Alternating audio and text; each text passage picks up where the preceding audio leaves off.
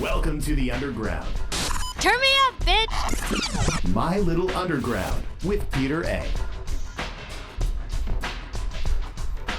It's My Little Underground. I'm Peter A. Homeboy Sandman is on the show today to talk up his upcoming mixtape, I Can't Sell These, out June 24th. His new imprint, Dirty Looks. Upcoming projects he has, including possible new music from Lice, his rap tag team with the great Aesop Rock, why he's not on social media, and he talked up his email newsletter that's phenomenal. Everyone should sign up for it.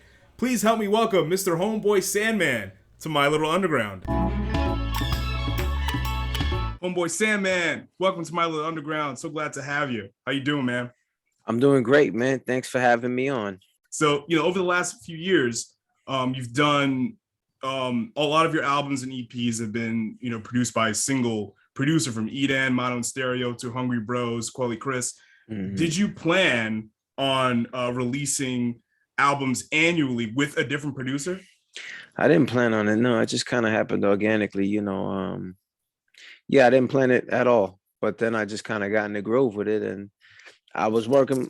I actually got a bunch more single producer projects in the pipeline, just from the fact that I get a chance to work with people that I really dig, and we wind up making whole projects. But I also today was doing some some layout for a project with different producers on it. So we'll see, how that comes along. Is there any producer that you've worked with in the past, or that you've worked with that we haven't heard yet, that you felt most comfortable with, sound wise, or how the music complements your rhymes? Most comfortable with? I mean, I don't really know that no one jumps out as most. I know, songs I did with John Wayne, I felt like we had real good, some real good chemistry. Same with, 200. I feel like John Wayne and I, the collaboration has been real good. Same with 2 Hungry Bros. I really like some of the songs. When I think about songs, the 2 Hungry Bros, but then I could say the same thing for, I guess I was just thinking about these because the 2 Hungry Bros, and we put out the Senile Chef more recently, but I could say the same thing about, Quelly and Aesop and Illing's work. So Edan. So I don't think anybody. I do like, the various different chambers that each of them can provide, and it feels different, being nestled in the different sonics of them. But none stands out as this is my perfect fit. Even though I will say, Mono and Stereo and I actually, think the more I think about it, Mono and Stereo is I love the joints I do with other people, but I just love I've made so much music with him, and there's a lot more music that I've made with him that's not even out yet. Like, he and I do have a special. If I had to pick somebody, it'd be him. Yeah, I would have to agree with your overall consensus. Each of the projects that you put out over the last few years annually, to me, they've all fit. They've all sounded, they all complimented you in the highest regard. So, but I will say that Dusty album, there's something about that. And yeah. I was hanging out with. Did you hear Cool Herc Fertile Crescent? No.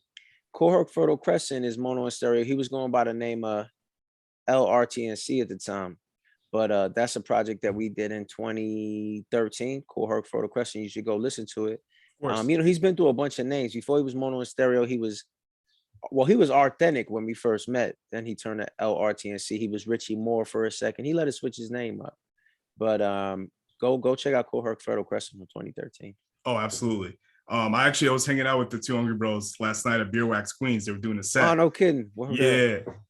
We were talking about the Senile Shelf album, and I was like, yeah, you guys sounded really good together. It was a quick, cohesive album. It didn't overstay its welcome, and it was a whole lot of fun. Word up.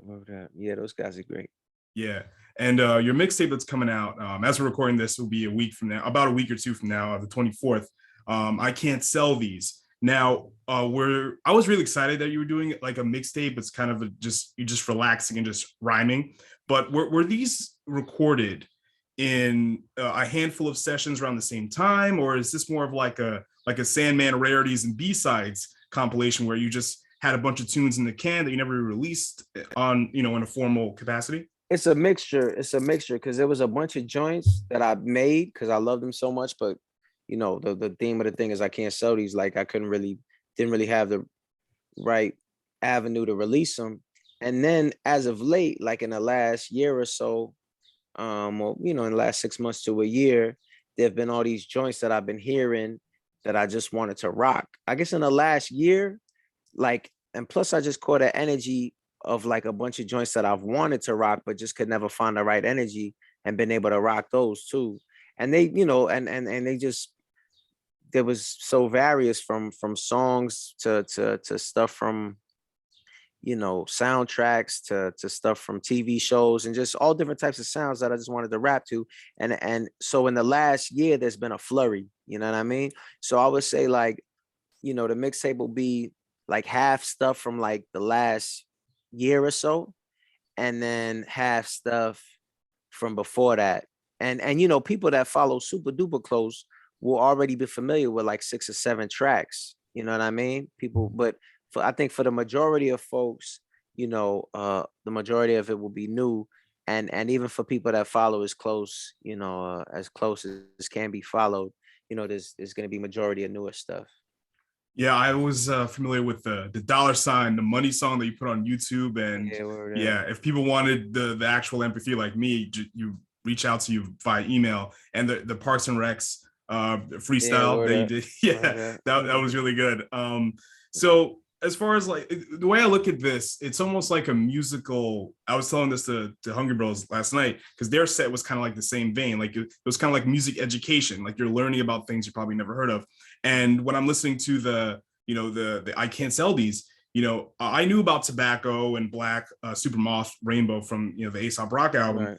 And what I didn't know about was Angel Rada, you know what I mean? Like it's listening to this, like, okay, now I'm learning something new. I'm discovering something new and hearing you rap over these beats. Was that, one of your intentions of this? Like, I want to show people, what I think is good, including Diamond D beats. Right. This is what I like. This is why I listen to. Hopefully you will feel the same way.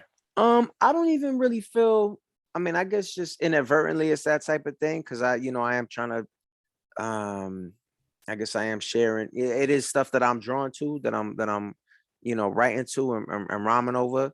And, some of it is more obscure, like the Angel Rada, for example. But I'm just learning about this stuff myself. Like I heard about that. I heard that Angel Rada joint for the first time. And I wrote the joint like the next day or maybe the day after that. And, so I was learning about it too. It's not like, it isn't like this, like most of these joints, like the salt joints that I rap on, like I heard the joint for Boy Sand is Free. I heard that joint in an Italian restaurant one day. And then I was like, what is that? And Tati Shazammed it. And I was rapping to it the next day. You know what I'm saying? Like I'm it's not like I got this wealth of knowledge that I'm passing. Like Two Hungry Bros, they got a wealth of knowledge. You know what I mean? As far as records and grooves, like, and they put people on. For me, I just heard the thing, wanted to rap to it. So it was, we both learning about these grooves in real time.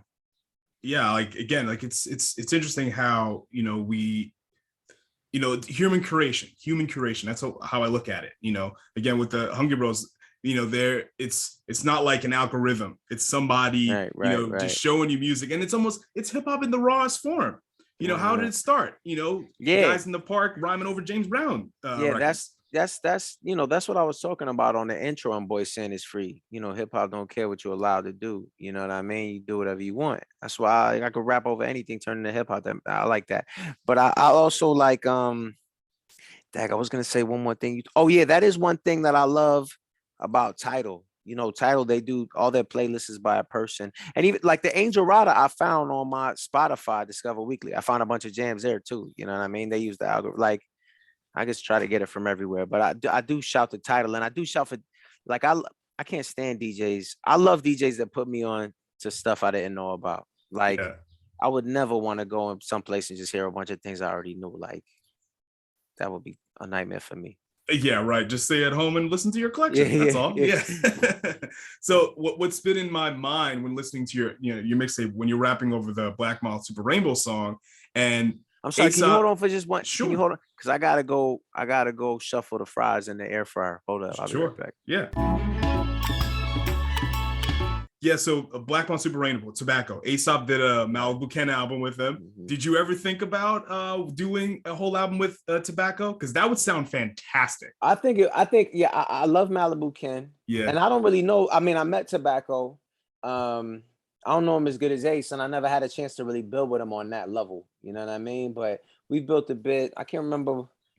I think a couple of shows we met at, and we just chopped it up. I let him know I'm a fan. Like but I don't, but you know, 1 + 1 = 13. I think is one of the most beautiful jams. I Yeah. mean, Aesop can't make jams that aren't amazing, but I love that syrupy, that product. That's like, Yes. yeah, yeah, yeah. It's so fly. It's so fly. So I mean, you know, uh, I wouldn't rule it. I mean, I think it would be amazing. You know what I'm saying? I haven't talked to Tobacco, since I met him those couple of times, but maybe I'll run into him later. I mean, that would be Yeah. fly. I'm a huge fan of Lice. You and Ace together, it's magic. Great tag team. I still listen to religiously the Triple Fat Lice EP and Ask Anyone. I think it's one of the best hip hop tribute songs like I've ever heard. Thank you. And of course That's the great. Anelitu EP. I count that as a Lice project. I It is do. lice. Of course it Yeah, is. yeah. Yeah. So do you ever think about doing because I'm not too like strict on like formats. So single album EP, like the music is music. Right. But have you ever thought about a Lice full length LP? Mhm. Me and Ace, we got, you know, there's some light stuff that people haven't heard yet. You know what I mean? So I'm excited for that to come out when it does. You know what I mean? I'm not out here making no announcements, but Ace is the best, and I love rapping with him. I take every opportunity to do it. So, keep your ears peeled for some lights. All right, that's all I wanted to hear. As long as something's coming, I don't need a strict timetable. As long as something else, something more, is coming. Your Dirty Looks imprint. Tell me about that. Like, when did you start it? And you have any releases coming this year? And any artists that you're working with? Any new artists? And I will the Dirty Looks. I've been wanting to. I've been thinking about, there's rappers that I love. There's rappers that I really, really love, you know? Um, and I've been on a couple of labels and I mean, I've released solo stuff on a couple of labels, but but, all in all, I've had experience with a number of labels, you know what I mean? And they're, I'm grateful for all of it, but it's given me an idea of, what my perfect label would be like, for a cat like me who just don't really care much about anything but making hot records, you know what I mean? And there's a couple of artists, we don't have a roster yet. It's we Dirty Looks. Well, we dropped 3 singles so far, and we we're in this. It's the birth of something right now. We've been talking with people about distribution. We actually we've made some good progress. As far as who we're gonna work with, as far as distribution, as far as who we're gonna work with, as far as manufacturing and different things.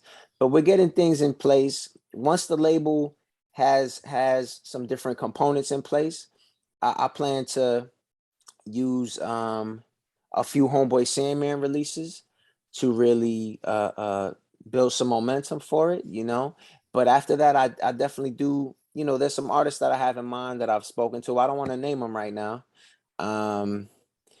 because yeah, I'm gonna wait for it, because first of all, because it's not done yet. But I mean, because you know, but I have artists. I'm gonna be vague to this question, but Dirty Looks is going to be a label where only the greatest rappers are coming out, and we're not gonna have every of the greatest rappers in the world on Dirty Looks, but the rappers on Dirty Looks are gonna be all some of the greatest rappers in the world.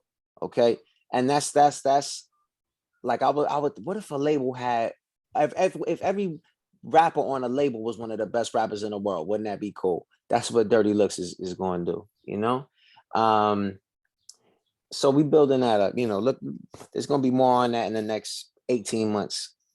All right. Oh, very specific. 18 months. That's great. Well, you're giving me very like raucous vibes, right? Because there was LP and Yasin and I Talib love it. Kweli, I loved Faramanch. Ruckus. Yeah. Ruckus was great, and it was a bunch of talent. It was a lot about the music, and yeah, yeah. Dirty Looks is not at all about strategy. It's not at all about I mean, we're gonna put stuff out and try to get cast to hear it, you know what I mean? But it's gonna be, it's gonna be an extension of me, like I don't think of myself as any type of master strategist, but I spent a lot of time with the rhyme, you know what I mean? That's my thing, you know what I mean? So for people that are into that, they can come to me. And for people that are into that, you know, uh on a level beyond me, there's gonna be more at Dirty Looks for them. Yeah, I'm definitely looking forward to it. And I love the Queens Boulevard record. Good looking out, man. Social media, right? Listening to the Eden album and Never Use the Internet Again, right? And soon after that, you completely left social media. Like, what was the reason or reasons why you don't use social media like at all? I mean, I think I think we're in the word wars right now. You know what I mean? Anti-social media is a lot more of a fitting term, it seems to me, than social media. You know what I mean? I look around at people and you see a group of people, they're not interacting with each other. They're all on their phones. That's anti-social. That's not social. Plus, they got a thing on your phone now. People be on their phone so much, babe. Yo, it's crazy, babe. Let me tell you something, man. I don't know if you got the thing on your phone, the Apple phone tells you how much time you spent on your device, that week or whatever is something. I have an Android, so I don't know. Oh, okay, cool. I mean, people will look at their phone, and I used to do this too. I say people, but I'll speak on me. When I got off the thing, because I would look at my thing and it would say, last week, you spent 3 hours a day on Instagram. 3 hours a day, babe. I mean, how many hours a day is a person awake? 17, 16, however, 17. You spend this is so much time you could be doing something constructive with your life, babe. What is this? This is what's going on with other people. That's all this stuff is. What's going on with other people. It don't even matter. It's just what's going on with other people. It ain't about me. Ain't about you. It's just what's going on with other people. You know what I'm saying? People are addicted to the joint. It don't make cats feel good. The proof is in the pudding with this stuff. Like, people are going crazy. They're losing their minds. They're sick. They're sad. They're complaining. You know what I'm saying? I don't rock with this stuff at all. I feel mad better. I mean, for me, I'm not talking like I'm holier than now. I was mad addicted to it. I was mad distracted by it. You know what I'm saying? Since I've got off of it, my art has been way flyer. My whole life has been way flyer. My whole mind is like freer. You know what I mean? I don't have a bunch of stupid thoughts in there. They got no business in my head. You know what I'm saying? And plus, mad, like, it's a crazy addiction that's been, you could normalize anything in this crazy world. Like, this is a crazy time right here with cats being addicted to their phones. This is crazy, babe. The amount of time that people are spending focused on stuff that has nothing to do with them, it ain't enriching to a life. You know what I'm saying? So that's why I don't rock with it.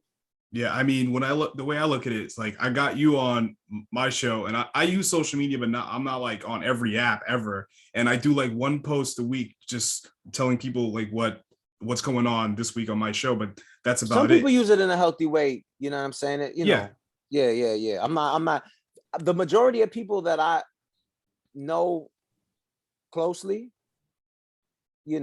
could do to use it way less. And I think a lot of them don't even recognize what a sap it is on their existence and on their time.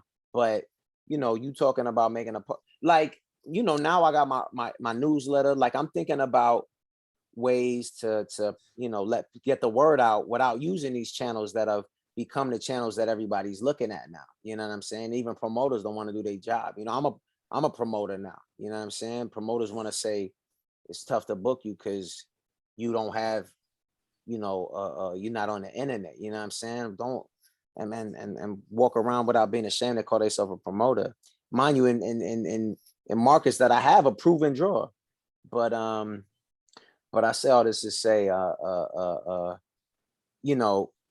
if I I've thought about, me and my manager talk because he wanted me to get on it for a long time, and everybody's always trying to talk me to get on it. Well, not much recently because they really I'm not going to, but if there was a thing where I could just go on, like if you go on to the thing, I can't even go on to the thing without saying something that ain't got nothing to do with me. Like if I could log on, like when I log on to the thing, it's like, is there a way to not see any timeline ever? Is there a way to just make it? I mean, I don't know. Maybe there is. Is there a way to just be like, yo, I'm gonna put a Homeboy Sandman thing, everybody there that looks. And I also don't like how many people looked at your thing. I can't stand the Spotify, how many people listen to your record or didn't listen to your record. Like, this is so corny, This has nothing to do. Like, this is like, what did I watch yesterday? I watched the Book Smart. I don't know if you've seen this about these high school. I heard about it, never seen it. It's funny, it's amusing, but it's about high school, ridiculous, stupid, how stupid people are in high school. And this is like stupid popularity high school contest has become a part of everyday life. Like you and me going to do a podcast with somebody before they get a chance to listen to it, they're going to know how many other people listen to it. Is this a podcast that's trending? This is the stupidest thing in the world. It takes away from people the opportunity to think, is this, to judge things on their merits. You know what I mean? People want to know, that's when I did never use the internet again.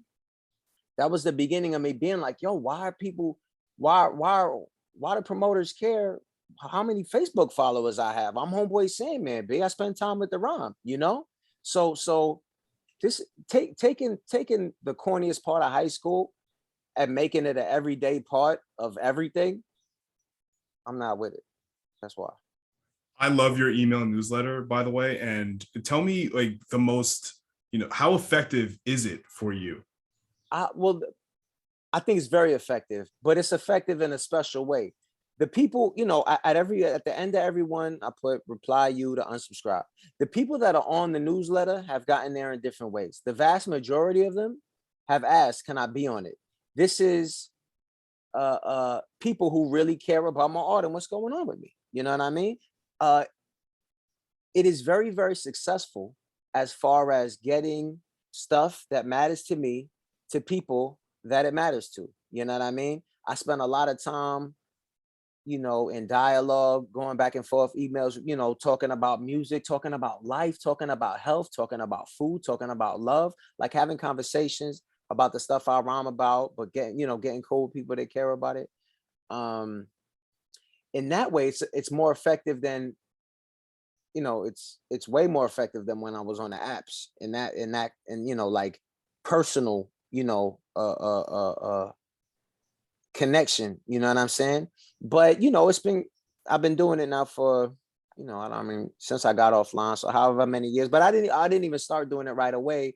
And I just recently started having there's not as many people as when I had however many, subscribers to my apps or whatever, you know what I mean? But the people on here care. The people on here spread the word. It's cool. If I'm coming to their town, they spread the word. You know what I mean?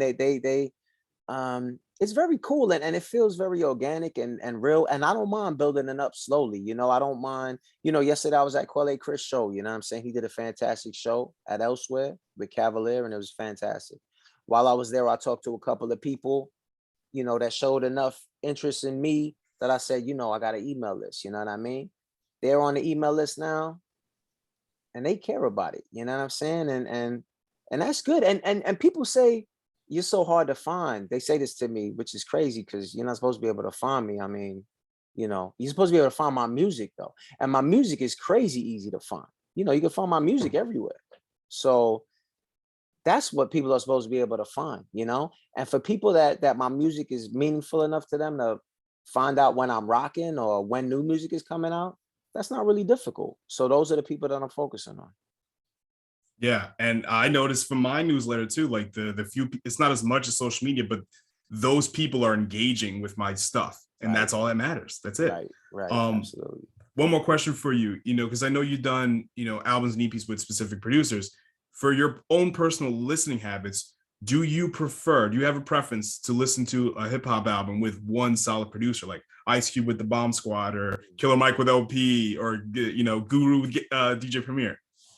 I mean, I definitely, I don't know if I have a preference though. The album that come to mind, Illmatic, had a bunch of different producers on it. You know what I mean? And but Gangstar had Primo the whole time. But I mean, I brought up Quelle. I love the beats Quelle makes. I did a record with him, but I love the Chris Keys joints too. You know what I'm saying? When Chris Keys gets so. I don't think it's a preference. I don't think I have a preference. Cavalier joints with Hermano Mari a lot. One thing that I do, talking about preference, I do have a special appreciation for rappers who do their own beats and are really good at it. Like, I'm an Odyssey fan. You know what I mean? I'm a Quelle Chris fan. I'm a Decca fan. Decca put out a joint recently called Smoking Gun that is special. You know what I'm saying? And I think, I've Aesop Illingsworth. I love to listen to these dudes, but I think there's a special thing about a cat who knows how to rhyme for real and also does his own beats, because like it's kind of like mastering both sides of the coin type of thing. And when I tap in with them from an only rhyming standpoint, it's like they have some understanding that people that just produce don't have. You know what I mean? But yeah, I do have a special appreciation for cats that rap and produce and do both of them at a very high level. All right, Sam, thank you so much for coming on My Little Underground and talking to me. So tell people how to sign up for your newsletter. If you want to know what's going on with Homeboy with me, email me at homeboysandman@gmail.com and I'll put you on my email list. I also got a Patreon now, which I super duper love. Patreon.com, Homeboy Sandman. And silly stuff that I used to put on the apps, I'll put it up there. And like, when I say silly stuff, the last thing I put up was kind of a silly thing, but records, joints, whatever. So yeah, those are a couple of ways to keep in tune. And first and foremost is the tunes themselves. All right. Thank you so much, Sam. All right, thanks. It's been a fun time talking with you, man. Appreciate help spreading the word, man. Be good. Yeah, likewise, man. Have a good one.